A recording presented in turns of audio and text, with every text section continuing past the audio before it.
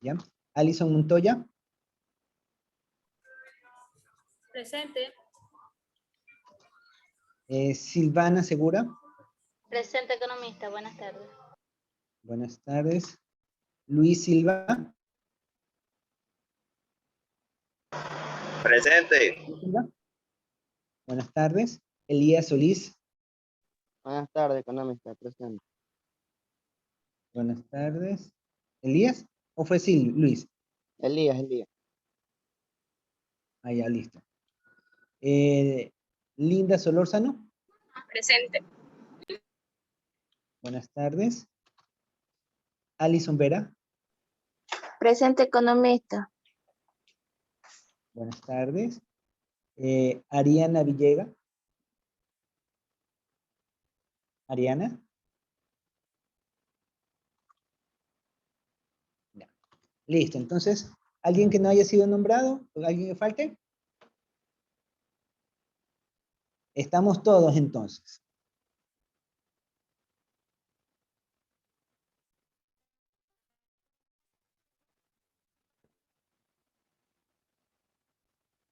Estamos todos.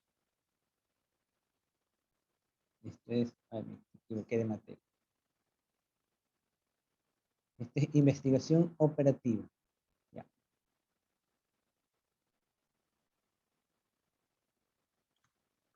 Hoy día vamos a ver vamos a continuar viendo los ejercicios de investigación de operaciones bajo el método gráfico. Ya vamos a terminar de cubrir. Ingeniero, buenas tardes. Yo recién ingreso. ¿Estaba tomando lista? Buenas tardes, ustedes. Álvaro Orozco. Alvarado Carmen. Sí. Ya le puse. Así se queda. Ya. A ver, entonces. No cargó el archivito. Este creo es. No, esta es álgebra lineal.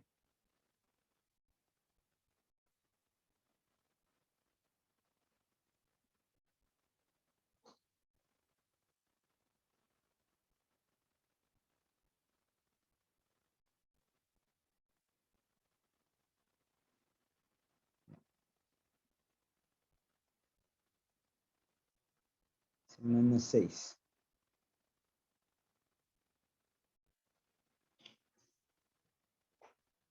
Ya, vamos a empezar la clase y les voy a pedir muy encarecidamente que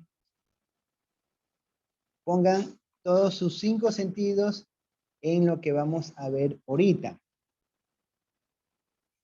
Ya que lo que vamos a ver hoy día y la próxima sesión es tema seguro de examen. ¿Ya? Entonces, habíamos comenzado, ¿sí está grabando? Ya, sí está grabando. Estábamos tratando acerca de lo que eran los análisis de sensibilidad bajo el método gráfico. Hoy día vamos a terminar de ver los componentes del análisis de sensibilidad bajo el método gráfico y vamos a estudiar un poco lo que es la teoría de la dualidad, lo que alcancemos a ver. El objetivo, aprender a representar gráficamente un problema de programación lineal. Los libros, bueno, ustedes ya los tienen. Habíamos trabajado este ejercicio, ¿sí? No voy a ahondar en el detalle del ejercicio porque ya sabemos con mucha precisión en qué consiste. Entonces, nosotros teníamos que calcular la función objetivo, las variables, establecer las restricciones, encontrar el área de factibilidad, la solución óptima y finalmente un análisis de sensibilidad. Habíamos hecho el análisis de sensibilidad, pero solamente un componente. Faltan de hacer otros análisis adicionales, que es lo que vamos a aprender el día de hoy. Habíamos establecido para este ejercicio la función objetivo. Entonces tenemos que la función objetivo es 10 E más 9L igual a Z. Sabemos que E son la producción de los juegos de modelo estándar y L el modelo lujoso. Teníamos las restricciones para cada uno de los procesos en los cuales se iba a elaborar los palos de golf, de acuerdo a cada categoría de modelo. De ahí determinábamos nosotros puntualmente las gráficas para cada componente. Es decir, representábamos los plantos de cada eje y los graficábamos, ¿no? Una vez que los graficábamos, determinábamos cuál era el punto óptimo, sabíamos que era en el cual hace tangencia con la zona de factibilidad la función z. Para ello, hacíamos un análisis entre las restricciones y encontramos los distintos escenarios posibles o las distintas producciones aparentemente óptimas. Y lo que estábamos era tratando de identificar cuál era la solución más óptima. Entonces, para eso, las distintas soluciones nosotros las representábamos en la función z. Entonces, aquí tenemos en la primera intersecto de la restricción A y D, o el otro intersecto de la restricción A y Z. Si decidíamos producir solamente los bienes lujosos, si decidíamos producir solamente los bienes estándar. Entonces, íbamos a obtener que la mejor utilidad posible se daba cuando nosotros producíamos las combinaciones que daban entre la restricción A y la restricción C. Que significaba que la decisión que deberá tomar la Junta General de la Compañía X y Z para maximizar su utilidad es destinar 574 unidades del modelo estándar y 201 unidades del modelo lujoso, con lo que lograría obtener una utilidad de 7.549. Eso ya habíamos visto, y habíamos llegado en el análisis de sensibilidad a calcular la pendiente de la función objetivo. Recuerden que esto de aquí, estos numeritos, se conocen como los márgenes de contribución de cada variable. Entonces nosotros hacemos estos escenarios y simplemente lo poníamos L en función de E o E en función de L. Entonces iban a respetar este criterio. Una vez hecho esto, calculábamos de las restricciones por las cuales pasa el área de factibilidad. Hacíamos esos cálculos y encontramos cada una de las pendientes. Entonces teníamos las pendientes que van en el eje superior de la función z y la pendiente que va en el eje inferior de la función z, lo que nos daba lugar de que los márgenes de contribución iban a poderse ubicar entre este escenario, teniendo en cuenta la contribución de uno por otro, de que era prácticamente de 10 a 9. Hasta ahí habíamos hecho la semana pasada y se había mandado una pequeña tareita que consistía en que en todos los ejercicios que habíamos trabajado en las clases, incluyendo el de la tarea, ustedes le iban a hacer este análisis de sensibilidad. Hasta allí habíamos trabajado la sesión anterior. Ahora vamos a ir un poquito más allá. Vamos a identificar en términos monetarios hasta cuánto nosotros podríamos reducir nuestro margen de contribución. Sabemos que el margen de contribución para los modelos estándar es de 10 y para el modelo lujoso es de 9. Entonces, si yo quisiera bajar el margen de contribución de los modelos lujosos para tratar de vender más modelos estándar, ¿qué tendría que hacer? ¿Hasta cuánto podría bajar? Y si bajo, ¿hasta cuánto sería lo máximo que podría incrementar los bienes estándar? Entonces, eso es lo que ahorita vamos a aprender. Para ello, nosotros esta pendiente, que es 10 noveno, la habíamos expresado de esta manera. El margen de contribución del modelo estándar y C2 era el margen de contribución del modelo lujoso. Recuerden, aquí es este C1, C2, estándar y lujoso. Entonces, esta misma condición la trabajamos acá. Modelo estándar con respecto al modelo lujoso. Entonces, los márgenes pueden variar entre 7 décimos y 3 medios.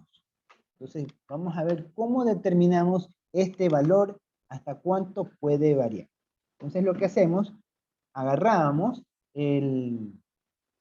la restricción, o sea, la pendiente, que es C1 sobre C2, que es el margen de contribución, lo que tenemos en este escenario, C1 sobre C2, y sabemos que esto puede ser mayor o igual a 3 medios.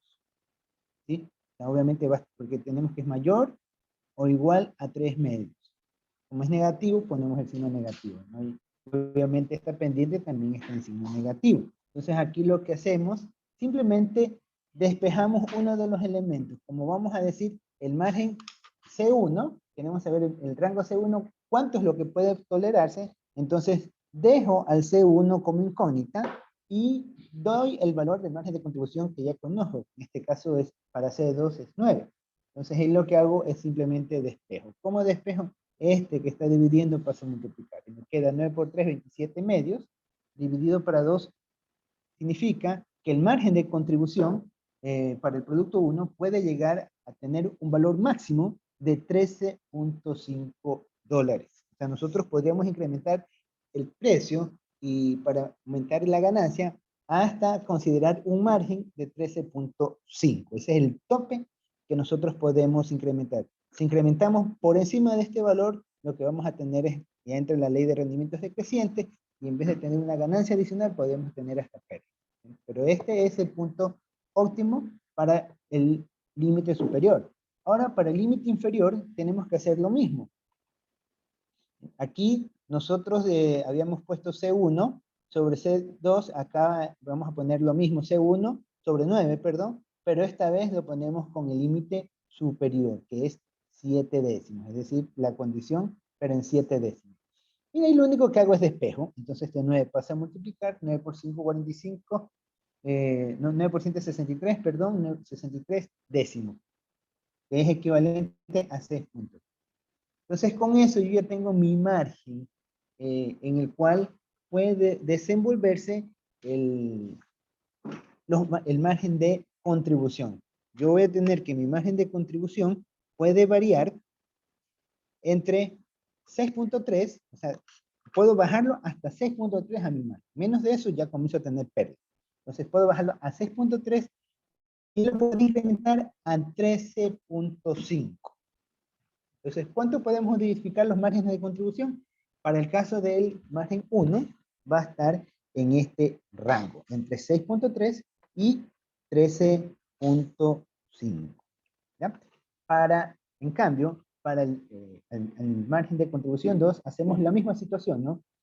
Pongo como incógnita al margen de contribución 2 y reemplazo el margen de contribución 1 y despejo. Este pasa a multiplicar, este pasa a dividir y este pasa a multiplicar y me va a quedar despejando que C2 es igual a 6,67 avos. Entonces, este es el valor que puede llegar a topar como máximo. Entonces va a ser desde de 6.67 en adelante para el segundo coeficiente, es decir, de 6.67 en adelante. Mientras que para el otro componente va a ser, reemplazamos con 7 décimos y de igual manera despejamos.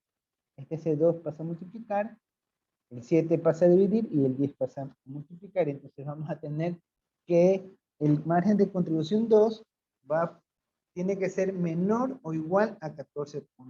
Entonces ya con esto nosotros tenemos la brecha en la cual se puede desplazar. Entonces, ¿cuánto podemos modificar los márgenes de contribución? Para un margen inferior a 3.2 tenemos este grupo y para un margen inferior a 7.10. Ahí tenemos, estos son los márgenes. Entonces, la conclusión, de acuerdo con el área de sensibilidad, solo podemos modificar el coeficiente respectivo entre 6.3 y 3.5 para E, o sea, esto es el margen de contribución de este elemento, mientras que para los bienes lujosos podemos modificar nuestros márgenes de contribución entre 6.7 y 14.29. Entonces eso vendría a ser como un intervalo de optimidad en el cual nosotros podemos ajustar las condiciones respecto a los márgenes. ¿Alguna pregunta hasta allí? ¿Alguna pregunta? Pregunten con confianza. ¿O está todo claro? Recuerden que sobre esto se va a tomar examen.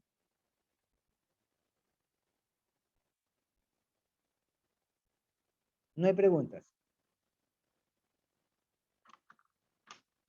¿Entendió todo? A ver, señorita Vera.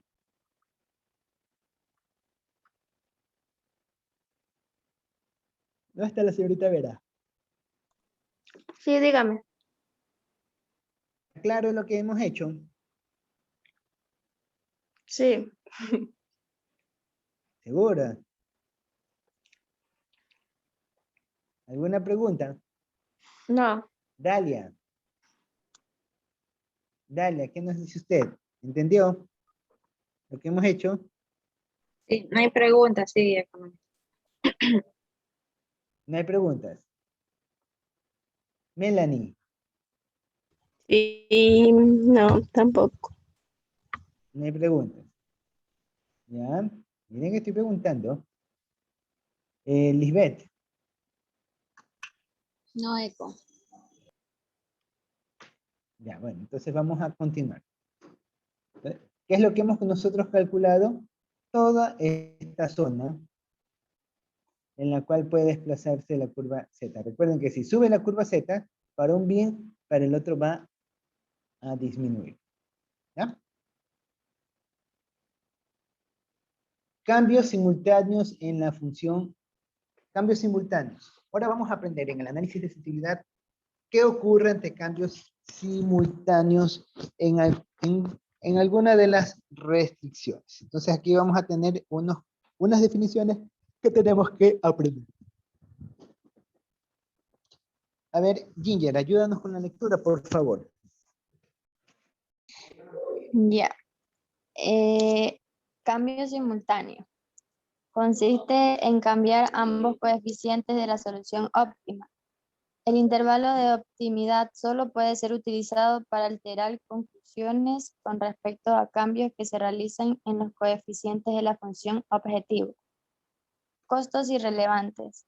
Los costos irrelevantes es aquel que no resulta afectado por una decisión que se toma.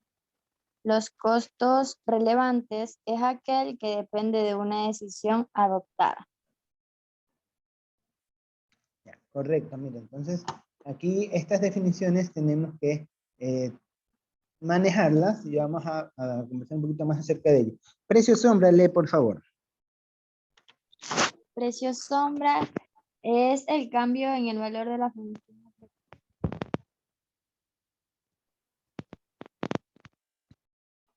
Precio sombra. Ya leí. A ver, repita porque parece que se cortó la señal. Es el cambio en el valor de la función objetivo por cada aumento unitario en el lado derecho de una restricción. Ya, perfecto. Entonces, miren, estas definiciones es muy importante mantenerlas en mente porque cuando hablemos de cambios simultáneos, quiere decir que si nosotros afectamos a una variable, eso va a generar algún efecto en alguna otra variable, ¿no? Eso tenemos que tenerlo muy en cuenta cuando hacemos nuestros análisis de sensibilidad. Como veíamos en los márgenes, si incrementamos el margen en una de las dos variables, lo más probable es que en la otra vamos a tener que reducir. ¿Y cómo determinamos esta variación? Simplemente lo que tenemos el numerador sobre el denominador, ¿no? Y eso nos indica cuánto podemos cambiar de una cosa para tener otra. Los costos irrelevantes, cuando hablamos de costos irrelevantes, son aquellos costos en los cuales podremos incurrir o podremos dejar de incurrir y no van a afectar a la producción. O sea, es indistinto de las decisiones que se toman. Mientras que los costos relevantes, cada decisión adoptada en un costo relevante va a significar una determinada consecuencia. Un poco para que quede más clara esta definición. Vamos a ir a la gráfica. A esta gráfica que teníamos acá, esta gráfica simpática. Acá. Nosotros sabemos que todo lo que está en esta forma funcional, que vendría a ser la forma B, ¿qué pasa? A ver, Solange, señorita Solange, ¿qué pasa si yo decido producir en esta unidad? Decido realizar este nivel de producción. ¿Podría hacerlo? ¿Qué me dice Solange? Que esto más o menos está por un nivel de 600, 900 y ¿qué será? 300. ¿Podré decidir producir ese nivel de unidades? No creo, porque está fuera del margen de No sé. producción. Correcto, no se va a poder porque está fuera de mi frontera de posibilidades. Sabemos que todo lo que está dentro de esta área es lo que nosotros vamos a poder producir. Lo que sale de esta área simplemente no se puede producir. Ya sabemos eso. Entonces, todo lo que caiga dentro de esta área van a constituir costos irrelevantes. ¿Por qué? Porque si decidimos reducir estos costos, aumentarlos, para mejorar los niveles de producción, no va a aportar o no va a tener una buena contribución afirmativa en los niveles productivos. Entonces, esto es un costo irrelevante, hacer una modificación a esta restricción. Por eso es que nosotros, para el efecto de análisis, nunca utilizamos a la función C, a la función B, perdón. Utilizamos A y D y A y C, pero nunca analizamos a la función B, porque es simplemente una función que está en un costo irrelevante. No aporta mucho al tema de la decisión de producir. Y una vez aclarado esta definición, vamos a continuar con la siguiente parte. ¿Qué era el precio sombra? Es el que nos va a indicar si yo decido afectar o tener una producción adicional. Por ejemplo, acá tengo mi nivel de restricciones. Si yo quiero aumentar los niveles productivos de corte y teñido, los puedo hacer, ¿no es cierto? Pero eso tiene un costo.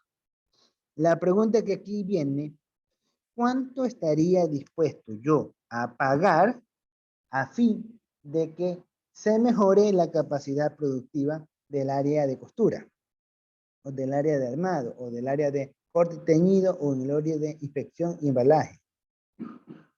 ¿Sí? ¿Hasta ahí alguna pregunta? No, no.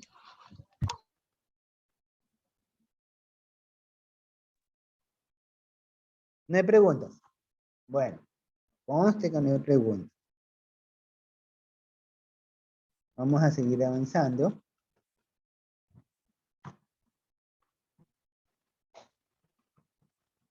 ¿Ya? Entonces vamos a hacer estas definiciones. Ayúdame con la lectura, por favor, Elías. ¿Me ayudas con la Sí, lectura? sí. Condiciones para precio de sombra. Cuando el costo es irrelevante, tenemos que el precio sombra se puede interpretar como el valor de un adicional de recursos. Cuando el costo es relevante, podemos decir que el precio sombra es el monto en el que el valor del recurso excede su costo. Por lo tanto, cuando el costo del recurso es relevante, el precio sombra se define como el precio máximo respecto al costo normal, lo que significa que es lo dispuesto a pagar por una unidad adicional. Correcto. Entonces, miren, lo que es el precio sombra. Si yo decido incrementar mi nivel de producción, entonces, ¿cuánto me va a costar? Si yo tenía una de las restricciones que es igual a 603, si decido incrementar a 604, es decir, producir una unidad adicional, ¿hasta cuánto estaría yo dispuesto a pagar por esa unidad adicional? Según mi niveles productivos. Entonces, para eso, debemos tener en cuenta cómo se calcula el precio sombra. El precio sombra no es nada más que la función objetivo de la función original sin ningún tipo de cambio, menos la función objetivo aumentándole una hora del proceso a la restricción que queremos evaluar. Entonces, esos cambios es lo que se conocen como los precios sombra. ¿Sí? Cuando estamos hablando de maximización, se va a llamar precio sombra, y cuando estemos hablando de minimización, vamos a estar hablando de precios, costos duales. ¿Sí? Ya, ahí continúa con la lectura, por favor, la parte de abajo. El precio sombra se debe tratar con cuidado, ya que pequeños cambios del lado derecho de la restricción varía conforme se obtiene más recursos. Si sigue creciendo la restricción, ya no será como tal y pasará a ser otra limitante de optimidad. ¿Ya? Miren lo que esto indica, que hay que tener mucho cuidado al momento de calcular los precios sombras, porque los precios son simplemente esos parámetros que no toman en cuenta algunos significados como el tema de la inflación, por ejemplo, ¿sí? Ahora, ¿cómo sacamos el precio sombra? Simplemente la función objetivo menos la función objetivo nueva, en donde se está recogiendo el cambio en la restricción. Vamos a verlo esto con un pequeño ejemplo. Vamos a trabajar. Antes de pasar a este ejemplo, ustedes deben haber encontrado en el aula virtual una tarea. La tarea consiste en que en los 3 ejercicios que hemos visto anteriormente, van ustedes a hacerle el análisis de sensibilidad que hemos visto el día de hoy, hasta el cálculo de los precios sombra, ¿sí? Es decir, lo que estamos haciendo ahorita. Esa es la tarea que encuentran ustedes en el aula virtual. Es decir, van a hacer del primer ejercicio que vimos en clase, de la tarea, del caso de minimización y del ejercicio que trabajamos la semana pasada. ¿Sí? ¿Alguna pregunta? Hay 2 tareas, pero hay una que solo es hasta el 25. Sí, Las todas dos. son hasta el 25. Todas son hasta el 25. ¿Ya? Hay una Bueno, vamos a que continuar. elaborar la tabla simple del método Ajá. estándar y la tabla simple de los ejercicios vistos en clase. Ajá, correcto. Ya vamos a ver eso. Ah, ya. Ya vamos a ver. Entonces, miren. Lo que nosotros queremos saber, ¿qué pasa si esta función pasa de 600 a 601? Aquí tengo mi función objetivo y aquí tengo sus gráficas. Entonces, yo sé que mi punto óptimo va a ser 501 para X1 y 149 para X2. Este es el punto óptimo, el mejor deseado. Esta es la función objetivo y estas son las restricciones. Entonces, lo que voy a hacer es incrementar. Bueno, aquí este es el cálculo para determinar cuánto es mi función objetivo que sale. Hago aquí, lo he hecho por el método de sustitución. Y tengo que mi función objetivo, su precio óptimo, su utilidad máxima es 3.700. Entonces, esto ya lo sabemos calcular. Voy a seguir. Vamos a calcular los precios sombras o los precios duales. Recuerden que la diferencia entre el precio sombra y el precio dual, el precio sombra se habla cuando estamos en maximización y los precios duales cuando estamos en minimización. Esa es la diferencia. Entonces, para esta curva, nosotros vamos a replantear nuestra función objetivo, pero ya no con una condición de que la restricción, una de las restricciones acotantes, es decir, aquella que pasa por aquí, o la que pasa por acá, vamos a trabajarla y la vamos a modificar. En vez de tener 300, ahora va a ser 301. Y con eso recalculamos el punto de equilibrio, el precio de equilibrio, que se le vamos a llamar precio sombra Z1. Entonces lo que hago es calculo Z, 300 más 1, despejo X, me queda que X igual a 602 menos 2 tercios de Y. Esto lo reemplazo en la segunda ecuación y despejo Y, me sale 148. Entonces, al momento de reemplazar este 148 en la función original, voy a tener de que X es 503 y Y es 148. Con lo cual, tengo que el nuevo precio sombra es igual a 3.703. ¿Qué significa esto? Que si yo incremento en una unidad, el precio sombra, ¿cuál va a ser? La diferencia entre 3.700 y 3.703. Significa que si yo decido incrementar en una unidad, tendré que pagar hasta $3 por esa unidad adicional. Estaré dispuesto a pagar. ¿Sí? Eso nos dice los precios sombras y los precios duales. Pero así como lo hicimos para la primera restricción, hacemos el mismo escenario para la segunda restricción, porque acuérdense que ambas son acotantes del óptimo. Entonces, hago el mismo procedimiento, despejo la X, y después despejo la Y y obtengo el valor de Y y el valor de X. Lo reemplazo en el precio de sombra segundo, donde va a ser para X1, perdón, para X496 y para Y156, lo que me da 3.728, perdón.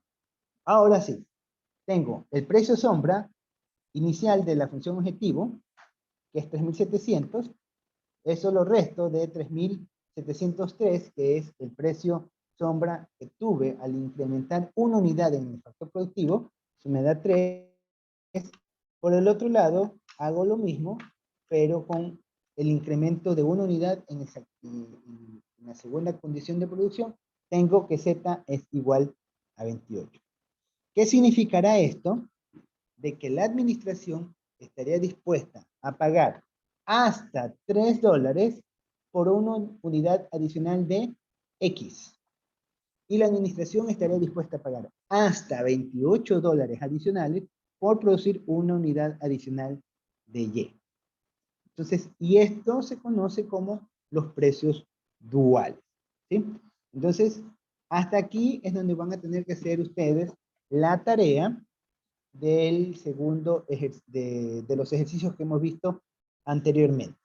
¿Sí? Van a terminar de hacerles el análisis de sensibilidad bajo el método gráfico y le van a hacer el análisis de los precios sombras y precios duales. ¿Sí? ¿Alguna pregunta hasta allí? ¿No hay preguntas? Bueno, no hay preguntas. Entonces ya con esto viene la primera tarea de esta semana, que es en los ejercicios vistos en clases, encontrar los precios sombras y los precios duales. Lo hacen en Word o en Excel y lo cargan en el aula virtual. ¿Sí? ¿Alguna pregunta hasta allí? Eco, no Dígame, puedes hacer un favor. Si no puedes dígame. poner más que sea un día más de plazo. Es que estamos con las lecciones en estos días. Ah, ya, como nosotros tenemos lección para el día viernes, ¿no? Ajá. Sí. Ya, ¿en qué hora tenemos la lección? Porque igual tenemos que ver una clase. Igual tenemos que ver una clase. Entonces, le voy a dejar la tarea porque para el día sábado. Les pongo para el día sábado. Sí, profe. Por Para el día- Es que el ah, viernes tenemos 2 horas. Ajá. ¿Ya? Bueno, ya les voy a poner, les voy a subir la lección hasta el día sábado. ¿Ya? Bueno, tenemos estos 15 minutos, los vamos a aprovechar y vamos a trabajar. Se va a acabar ya, creo. ¿Cómo?